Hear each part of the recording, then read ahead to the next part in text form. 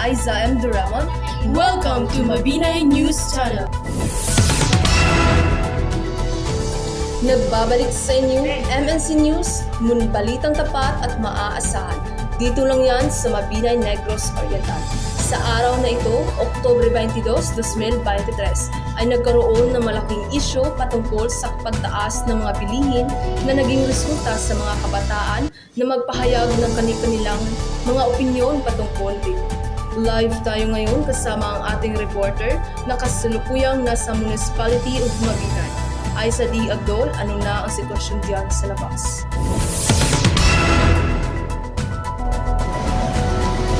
Magandang araw sa iyong lahat. Ako si Aiza D. Agdol at narito ako ngayon sa harap ng munisipyo ng Mabinay upang itulat sa inyo ang malawakang protesta ng mga mamayan laban sa pagtuloy na pagtaas ng presyo ng mga bilihin at serbisyo sa bansa.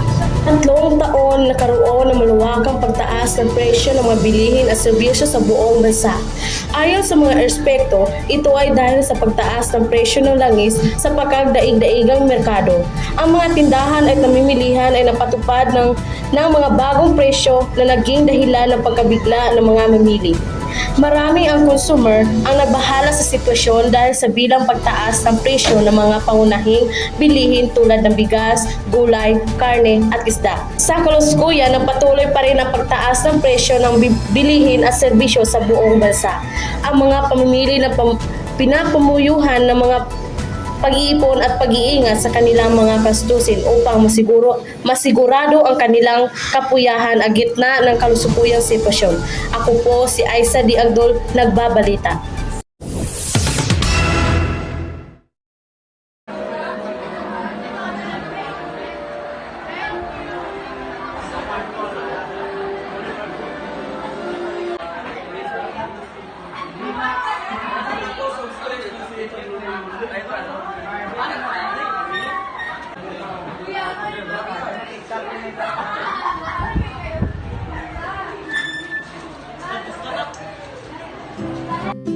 Floating through life on a cloud, as the feeling lifts you above the crowd, it's turning out to be an awesome day.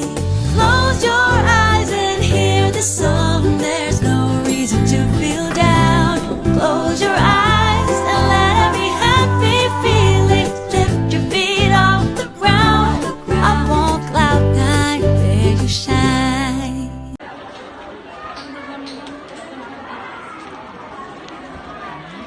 Mag-XO, pawala ng stress.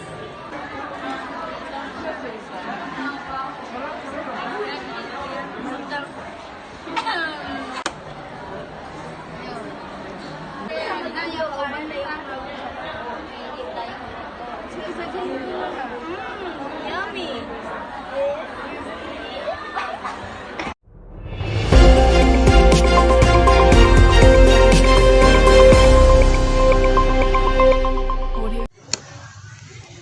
Good day everyone, I'm Jovan Craso and this is Weather Forecast.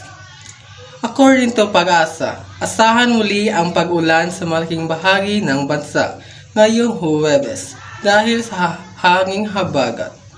Sa 4am forecast, sinabi ng Pag-asa na makakaranas ng mahina hanggang katamtaman na pag-ulan, gayon din ng thunderstorms ang Luzon kasama ang Metro Manila, Visayas at Hilagang Mindanao.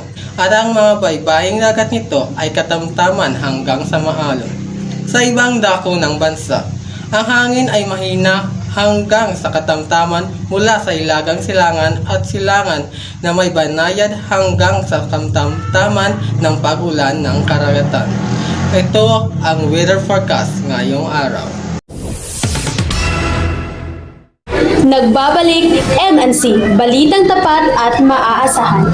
Nangyayari kamakailan lamang ang isang online scam sa isang maliit na negosyo dito sa munisipalidad ng Mabinay. Hatid sa inyo, Ms. Maria Christian Joy T. Barloso. Maraming salamat sa iyo, Mrs. Liza May Francisco. Kamakailan lamang naitalang isang online scam sa isang maliit na negosyo sa munisipalidad ng Mabinay, kung saan ilang mga Pilipino ang naloko ng mga cyber criminal.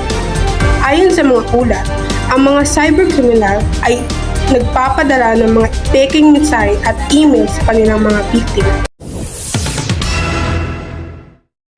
Maraming salamat sa inyo, Miss Barloso at Miss Aiza.